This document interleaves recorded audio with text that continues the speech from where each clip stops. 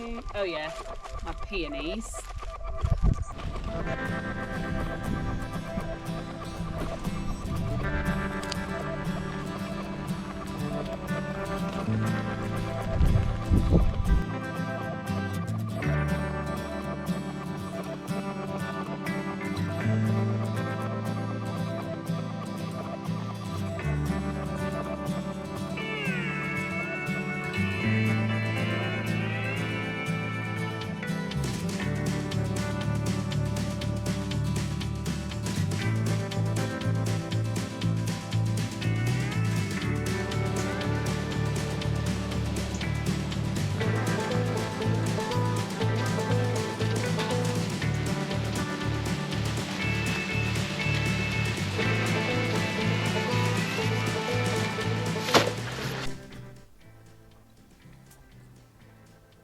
I cut some flowers a couple of days ago and I obviously dropped this piece of amaranthus, but look how good it looks. Because I dropped it and it didn't go in any water. Silly me. It is so hard not to get carried away spending our hard-earned cash on large quantities of bulbs for the garden. So keep watching if you want to see if I manage to keep my pennies in my purse. I love bulbs because they're accessible to everybody. They can be enjoyed in both big and small gardens, and they are really, really suitable to grow in containers. Like many of us, every year I have huge ambitions to create those spectacular displays that we see in those glossy bulb catalogues. And of course, encourage us to part with our money in the first place. Slowly, year after year, my collection of bulbs is increasing and my expectations are beginning to be realised. That's not to say that I do not experience all of those common problems that plague us all and have plenty to learn and improve upon. We can worry about all of those potential problems another day. The fun bit is getting to choose the new colours, varieties and collections of bulbs to grow in our gardens. All going well, the bulbs I planted last autumn in the cottage garden should go on to produce me beautiful flowers again in the spring. So the order I have here to unbox is mainly made up of flowers that are destined for the cut flower patch, with a few added extras. So let's take a look at this order and then set to work on planting at least some of them. Now I have already gone ahead and pre-sprouted my anemones and ranunculus, but I don't think I have shared with you which varieties I am actually growing. So they're looking absolutely great, I have to say, which is slightly worrying because if they look great to me, they probably look really delicious to the voles who usually go ahead and eat them every year. So this year, I'm definitely not planting them in the beds where I've planted in the past. We're going to have them in here and really going to hope that they're going to grow on okay. And because I have usually spent money on my ranunculus and anemones and they've just ended up being vole food, I have to say that I have really reduced the quantities that I'm planning to grow this year. And that's just because, you know, I've been spending this money and it's very expensive food for the voles. So it will be great if I can manage to get all of them to grow into beautiful flowers. So I've only gone for 50 of the anemones and 50 of the ranunculus, which is a fraction of what I've tried to grow previously. And I've actually just, rather than having mixes of colours, I've just got 50 of the elegant Samone ranunculus, which I will put a picture somewhere for you to see, which is a really beautiful sort of apricot-y pink. And then I've also ordered the anemone, which is the Mistral, and that's the Milka, and that's like a really lilac-y pale blue with a really nice black centre. I'm really keen to grow that. What I want is for those two to combine really nicely together in a bouquet, and I think those colours will complement each other really well. So the box isn't huge, so we know that only some pennies have been parted with. Little tiny delivery slip here. And one of the first things that I wanted to plant more of is not so much for me, it's for the bees. I always feel really guilty early in the spring when I just do not have very many flowers in the garden at all. I always have a few crocus really dotted around, and the bees are trying, to sustain themselves from that small quantity. So I knew I wanted to order some more crocus, and I've ordered 100 of them. And rather than planting them in my lawn, which you'd think 100 that would look okay, it's still quite a big area and 100 probably wouldn't be enough. I've actually decided I'm going to plant my 100 crocus bulbs on the small area of grass next to my greenhouse, because I think by planting a good volume of bulbs in the smaller area, it should give a really, really good impact. Now, I have no idea how to pronounce this, so I will pop it on the screen for you, but I've opted for a purple, and it's the Tominus. Is it Tominus Bars Purple? I would say pronunciation is not my forte, but I've opted for those, and I've had a lot of white in the past, but actually I think purple might be my favourite colour. So we've gone for some purple.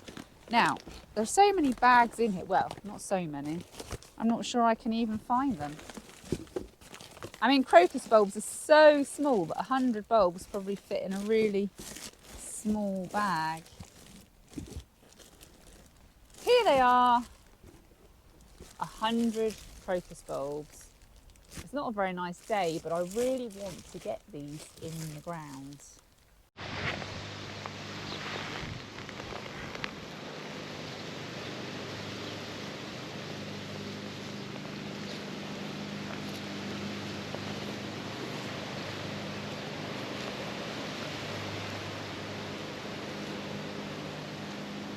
Now, daffodils and narcissus are often thought of as fairly, second rate, and I think that's just because the supermarkets sell them in little bunches for £1 and make them seem so, cheap. And because you sort of see them growing along verges and things like that, people do not appreciate what a beautiful flower they are, both in the garden and in flower arrangements. And there are some absolutely breathtaking varieties, and some of them are actually really pretty expensive. And with the exception of slug damage, what was the year we had really bad slug problem? Was it the year before last? They absolutely ate all of my daffodils and narcissus, which was a bit disappointing, because apart from that, they're really, really reliable, and also they multiply really well in the ground. And in fact, I had every intention of lifting mine over the summer and dividing them, and I thought I probably wasn't too late, so I did dig a few up at the weekend, and I realised they're already growing on. They've been really confused, I think, by the weather, but the risk of trying to divide them now would just be sort of knocking off all the shoots and then them potentially not flowering at all. So I've given them a good mulch. We'll leave them where they are. We'll let them flower this season, and then we'll divide them. We'll probably divide them when they're in the green, I think will be the best thing to do. So that's a job to add for the list next year. The fact that they're really reliable perennials and they will multiply in the ground makes it much easier for me to justify the expense, with some of the more expensive varieties being sort of 70p a bulb. But because I know I will get future use out of them over a period of time, over several years, it's definitely easier for me to order them. Having said that, I haven't actually gone ahead and really ordered very many at all. In fact, I haven't ordered any sort of individual varieties of narcissus, but I did order from Peter Nyssen a spring bulb collection, which is called the Opulence collection, and that included both narcissus and tulips. And one of them I've actually grown before, which is Cheerfulness. But there is a new to me variety in there, which is actually an heirloom variety dating to pre-1949. So isn't that lovely to think it's been around for such a long time? And it's a really popular one, and it's bridal crown. So I'm quite looking forward to growing that one, although I do only have a tiny handful. But if I like them, I can of course add some more of those to a future order. So this is the Opulence collection here. So they've basically put together a group of bulbs that they think will work well together in combination.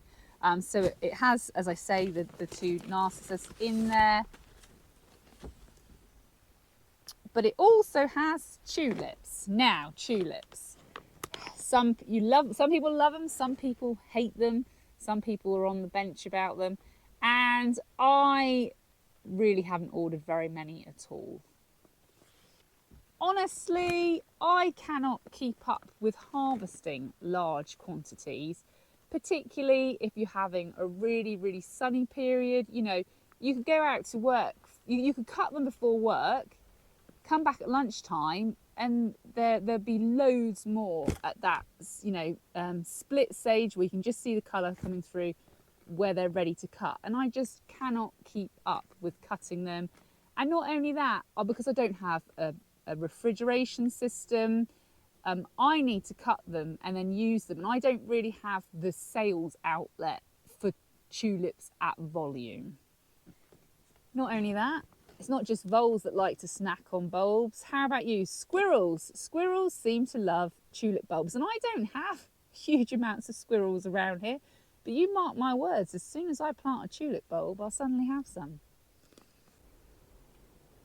And bearing all that in mind, the really lovely tulip varieties, you know, some of those beautiful doubles, the one that the floral designers are all, trying to get their hands on, they are quite expensive. And whereas the daffodils, I know I'll get future use out of them, if you're growing the tulips for cutting and you're lifting the whole tulip bulb in all, it becomes a very expensive one stem cut annual, and for me, I just can't really justify it. So actually the tulips which are in this Opulence collection, I don't really intend to be cutting from, unless I really have to.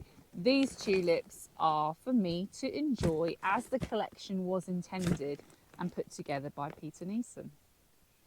And I think for any of you that have suffered with tulip fire, which I know I have previously, it can really put you off because it will just wipe out an entire crop. And if you spent a lot of money on it, let's say you've bought a lot of the doubles, it is heartbreaking.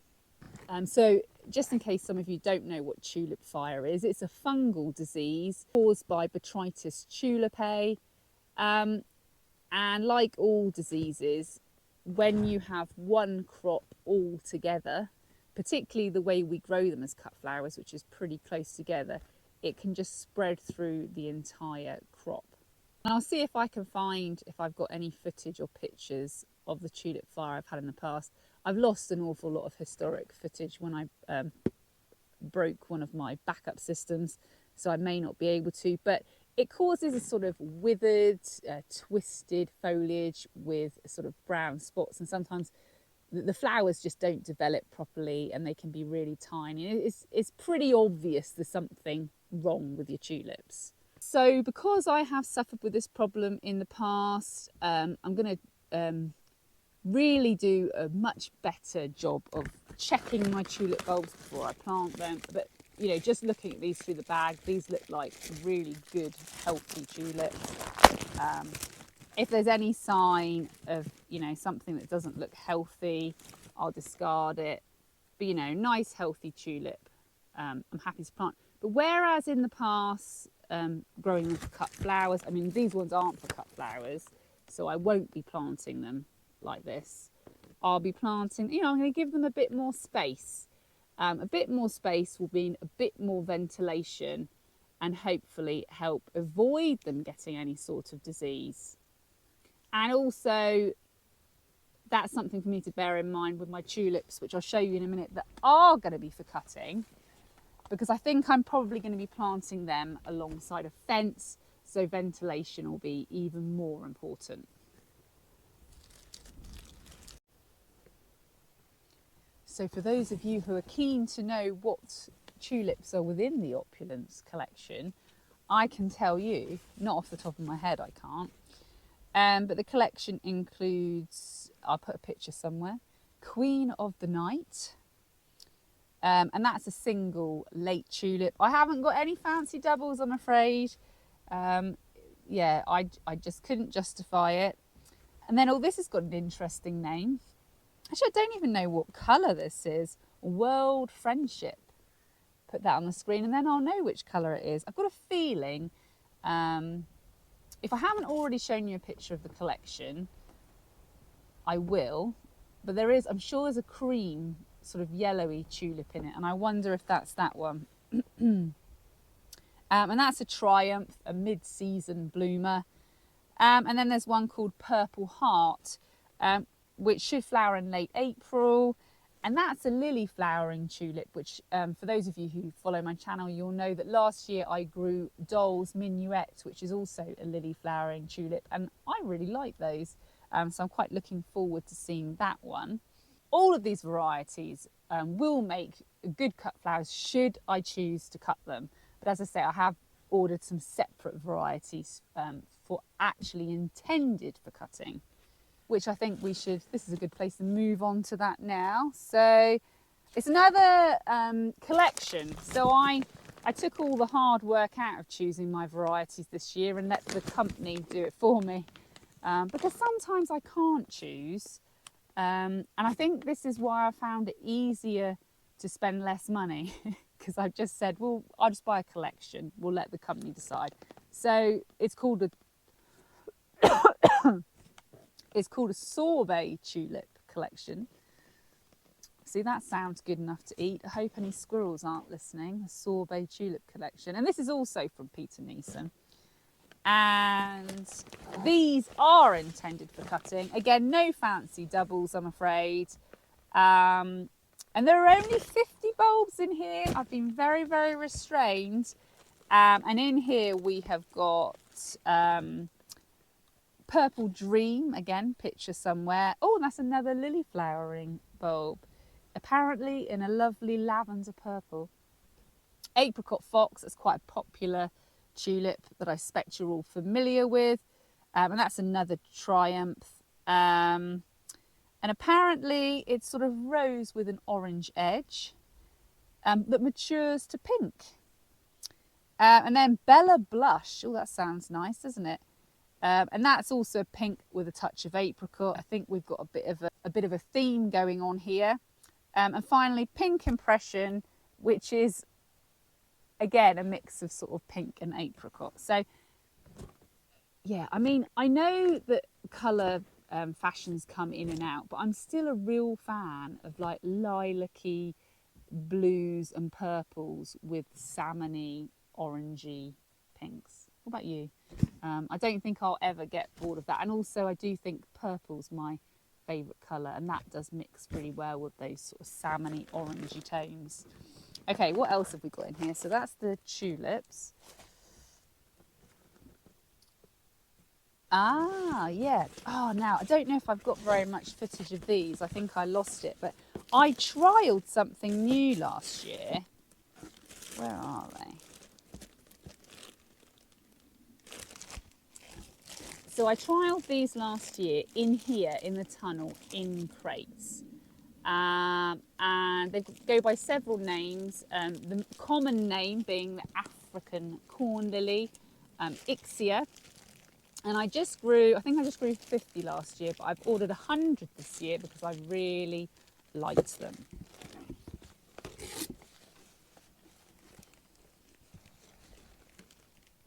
I think they're also known as the wand flower, which I suppose really does describe how they work for me in my floral arrangements. They were one of those sort of floaty components, like, I don't know, like agora, And I really liked the colour. I'll pop a picture up so you can see. And they, for me, they had a nice vase life. I trialled them mainly in my own home, although I think I did put some in some orders. And that's just because I wanted to, I wanted to see how they cut and what stage was best to cut them from. But I definitely decided I wanted to grow some more of them. They're not hardy in the UK to our temperatures. So in the UK, they're generally grown as an annual. But I'm going to have a look in the crate I've got at the end there in a minute and see if I've still got the bulbs that I grew last year in there. But these don't like wet, cold soil. So I grew them in crates in here last year because I don't think they would like the wet clay. And I'm going to do exactly the same again. But these would be great because they're only small. If you've got a greenhouse and you want to grow a few in a little pot in a greenhouse, they're really, really pretty. They're supposed to be fairly disease-free, and generally the only problems you tend to have with them will be environmental. It will be if they get sort of, I think it's below -2, or get too wet and cold, basically. But in my opinion, well worth giving a try. They're not expensive. They're really, really inexpensive. Okay, what else have we got in here then? Ah, yes. Okay, so the other thing I have got is, as with the corn lilies, the Ixia last year, I do like to sort of trial something new each year. And this year I'm trialing some gladioli, and obviously I grow lots of gladioli. I grow the summer flowering bulbs, which you plant in the spring. So you plant them in the spring and then they flower in the summer. And I tend to plant those 90 days before I need them. So if I've got a wedding or something, I will actually work it out because they're fairly consistently good at flowering about 90 days after you plant them. But these are the spring flowering gladioli. So you plant these in the autumn. And I've gone for two varieties. I've gone for the one which is, I think it is more or less a wild cultivar. I think you can see this one naturalised. And that's the Biantinus. I'll write it down. I may not have pronounced that correctly. And that's a really hot pink. So for me, for retail bouquets where people are drawn to bright colours, that should work really well. And not only that, it should flower probably, hopefully, in sort of my May-June gap. I haven't got a huge quantity of them because I am just trialling them. To see if I like them and to see, what their vase life is like. It says they have they're good as a cut flower, but I do like to sort of judge that myself as well. And then the other one I'm trying, a bit like the Bridal Crown Narcissus, this is Gladioli Atom, and this is yet another heirloom variety, and this is really, really special. So it's a variety which dates back to 1946, but wait till you see the colour. This is like a really red orange, but it has this defined white edge. Really, really pretty. So I cannot wait to see. But again, I've only got a handful because I want to see how I get on with it. From what I'm reading, it's not a fan of clay. So whereas I seem to grow the normal gladioli fairly well in my soil, I'm going to put these in a raised bed just to make sure I don't lose them. And then, yes, owing to the fact that I seem to cut nearly all of my drumstick alliums from my cottage garden last year. I think I had a wedding and I ended up using them in the bride's bouquet and the buttonholes.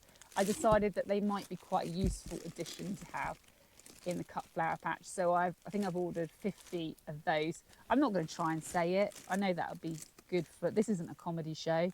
I'll put it on the screen, but that's the drumstick alliums.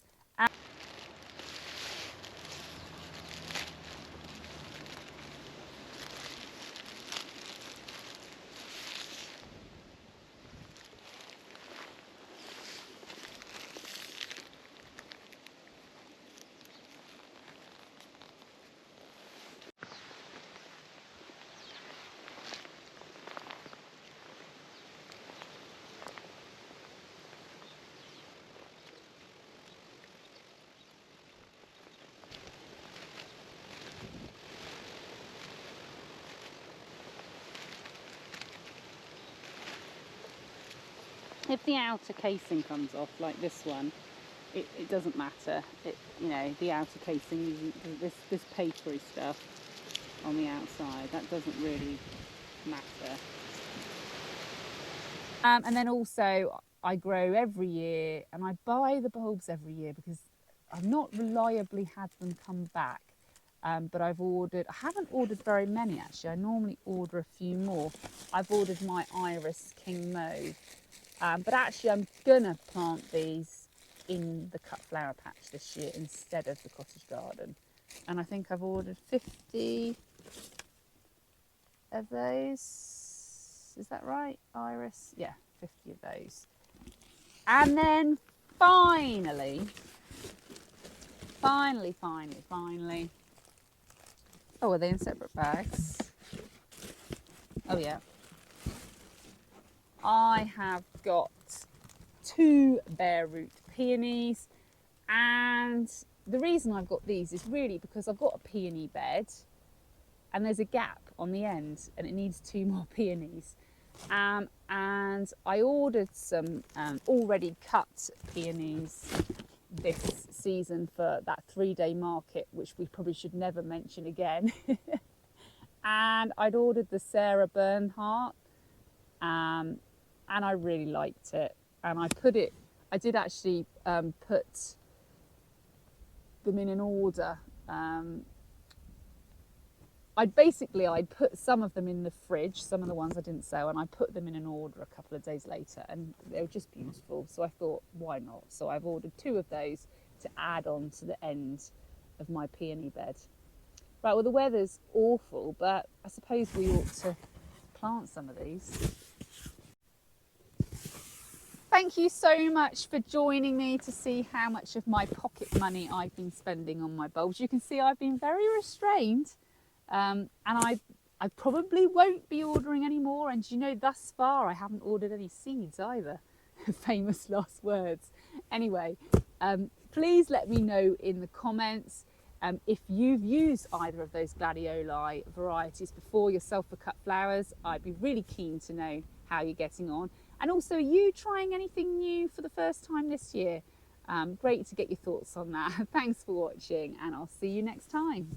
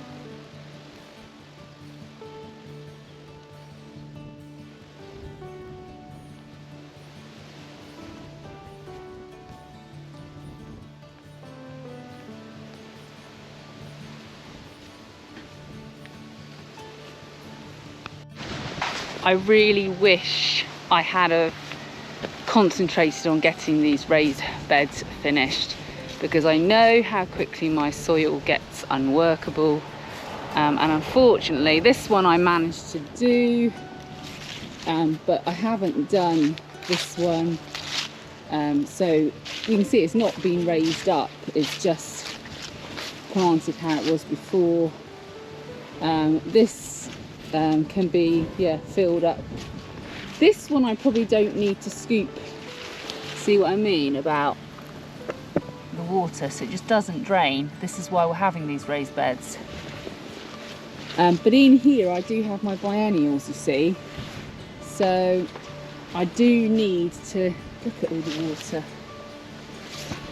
I really do want to get those biennials lifted up. These other beds here don't matter so much because I'll be adding new sort of compost on top. But yeah, just this is why we're doing it. It's not even November yet and we've already got standing water. Obviously this one's not finished and this one's not started yet either.